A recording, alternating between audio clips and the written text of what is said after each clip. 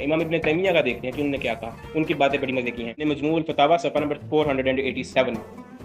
फरमाया अम्मा मन क़तल अल हुसैन औ आआना अला क़त्लिही औ रदिया बिज़ालिक, वो शख्स जिसने इमाम हुसैन अलैहिस्सलाम को शहीद किया, जिसने उनके कत्ल में उनका साथ दिया, व आआना औ रदिया बिज़ालिक, जो शख्स इस पर राजी हुआ, जो शख्स इस पर राजी हुआ, फ़अलैहि लानतुल्लाह, उस पर अल्लाह की लानत हो, वल मलाइका वन्नास अजमाइन, और तमाम फरिश्तों की भी और तमाम इंसानों की उस शख्स पर लानत हो। आप लानत भेजे ना भेजे, इमाम इब्न तैमिया ने आप सब की तरफ से यजीद पर लानत भेज दी है। अब आप खुद अंदाजा कर लें। और फरमाया कि ऐसे शख्स का ना कोई फर्ज कबूल होगा और ना उसका कोई नफल कबूल होगा। आप यजीद पर लानत ना बेच के अपने आप को किस सफ में खड़ा कर रहे हैं, खुद सोचें। फिर उसके बाद इमाम इब्न हजर अस्कलानी ने, इमाम तफ्ताज़ानी ने, फिर उसके बाद इमाम बदरुद्दीन आयनी ने, इमाम शाफी ने, इमाम सयूती ने, अल्लामा आलूसी ने,